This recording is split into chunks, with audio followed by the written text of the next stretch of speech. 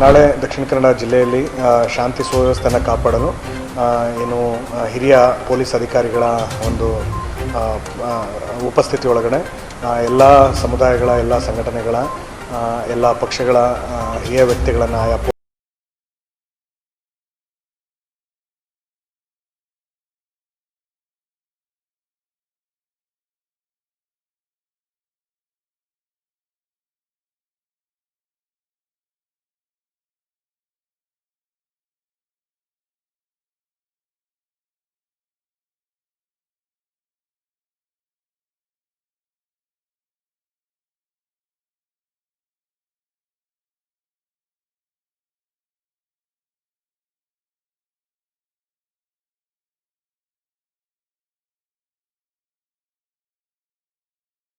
Commissionerate ಆಗಿರ್ಬೋದು, DK district ಒಳಗಡೆ ಇರುವಂಥ ಪೊಲೀಸ್ನವರು ಸರ್ವ ಪ್ರಯತ್ನಗಳನ್ನು ಇದರೊಳಗಡೆ ಮಾಡ್ತಾ ಇದ್ದಾರೆ.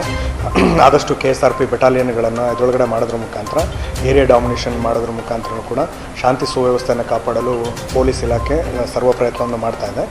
ಇದರೊಳಗಡೆ ಯಾವುದೇ ರೀತಿಯಾದಂಥ ಶಾಂತಿ ಸುವ್ಯವಸ್ಥೆಯನ್ನು ಕಾಪಾಡಲಿಕ್ಕೆ ಜನರಲ್ ಪಬ್ಲಿಕ್ನ ಸಹಕಾರ ಭಾಳ ಅಮೂಲಾಗ್ರವಾಗಿರುವಂಥದ್ದು. ಹಾಗಾಗಿ ಜನಗಳಲ್ಲಿ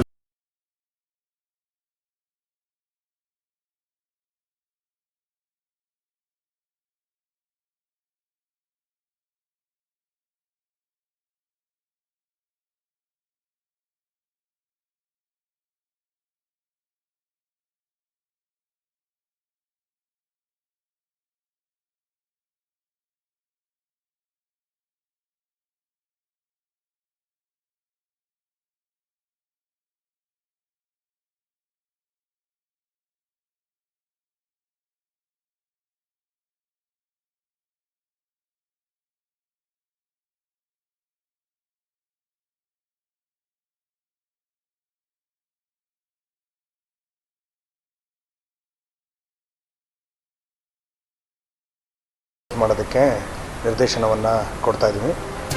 ಭಾಳಷ್ಟು ಗುಪ್ತಚರ ವರದಿಗಳು ಮತ್ತು ಪೊಲೀಸ್ ಇಲಾಖೆಯ ರಿಪೋರ್ಟಿನಿಂದ ನೆಕ್ಸ್ಟು 3 ದಿವಸಗಳು ಸ್ವಲ್ಪ ಕ್ರೂಷಿಯಲ್ ಆಗಿರೋದ್ರಿಂದ ಜಿಲ್ಲಾದ್ಯಂತ ಶಾಂತಿಯನ್ನು ಕಾಪಾಡಲು, ಸುವ್ಯವಸ್ಥೆಯನ್ನು ಕಾಪಾಡಲು ಕೆಲವೊಂದು ಕಠಿಣ ನಿರ್ಧಾರಗಳ ಅವಶ್ಯಕತೆ ಇರುತ್ತೆ.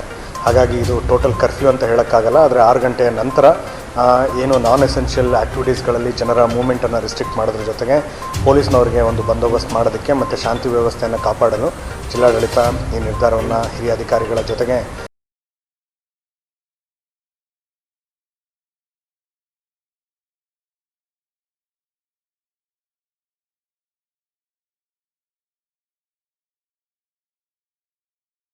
ಎಸೆನ್ಷಿಯಲ್ ಶಾಪ್ಸ್ಗಳನ್ನು ಕ್ಲೋಸ್ ಮಾಡಲು ಅರ್ಬನ್ ಲೋಕಲ್ ಬಾಡಿ, ನಗರ ಸ್ಥಳೀಯ ಸಂಸ್ಥೆಗಳು ಮತ್ತು ಗ್ರಾಮ ಪಂಚಾಯತ್ಗಳಿಗೆ ನಿರ್ದೇಶನವನ್ನು ಕೊಟ್ಟಿದ್ದೀನಿ. ಇದರ ಉದ್ದೇಶ ಏನು ಅಂತೇಳಂದರೆ, ಆದಷ್ಟು ಜನ ಒಂದು ಸ್ವಲ್ಪ ಮನೆಯನ್ನು ಸೇರಿಕೊಂಡಿರೋದ್ರಿಂದ ನಾನ್ ಎಸೆನ್ಷಿಯಲ್ ಜನರ ಮೂವ್ಮೆಂಟ್ಗಳನ್ನು ರಿಸ್ಟ್ರಿಕ್ಟ್ ಮಾಡೋದು ಜಿಲ್ಲಾಡಳಿತದ ಉದ್ದೇಶ ಆಗಿದೆ. ಇದು ನೆಕ್ಸ್ಟು 3 ದಿವಸಗಳಲ್ಲಿ ಇದರೊಳಗಡೆ ಅಪ್ಲೈ ಆಗಿರುತ್ತೆ. ಮತ್ತು ಯಾವುದೇ ರೀತಿಯಾದಂಥ ಸಿನಿಮಾ ಶೋಗಳನ್ನು ನಡೆಸ್ತಾ ಇರಲು 6 ಗಂಟೆಯ ನಂತರ ಇದರೊಳಗಡೆ ಈಗ ಆಲ್ರೆಡಿ ಡೈರೆಕ್ಷನ್ಸನ್ನು ಹೇಳಿದ್ವಿ. ಪೂರ್ವ ನಿಗದಿತ ಕಾರ್ಯಕ್ರಮಗಳು ಈಗ ಸದ್ಯದ ಮಟ್ಟಿಗೆ ಯಾವುದೇ ರೀತಿಯಾದಂಥ ಆಸ್ಪಿಷಿಯಸ್ ಡೇ ಅಲ್ಲದೇ ಇರೋದ್ರಿಂದ ಭಾಳಷ್ಟು ಕಾರ್ಯಕ್ರಮಗಳಿಲ್ಲ.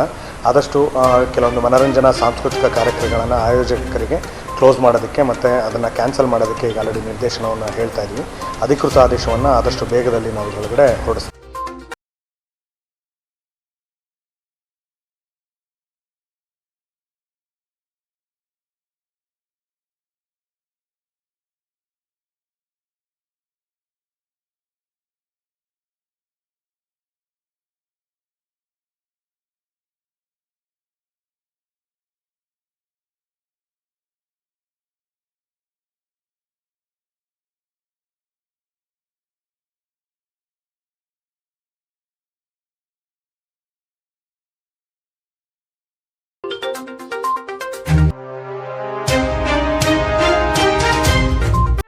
ಸುದ್ದಿ ಚಾನಲ್, ಕ್ಷಣ ಕ್ಷಣದ ಸುದ್ದಿಗಾಗಿ.